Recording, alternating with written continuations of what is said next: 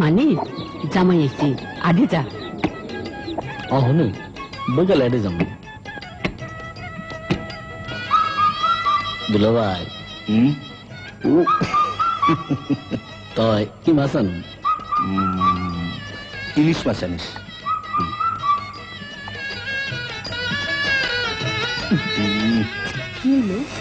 এত জাপসালো কাটা কোটা কিছুই দেখি না। মানে বৈঠকখানার বাতিটা এখানে লাগাতো।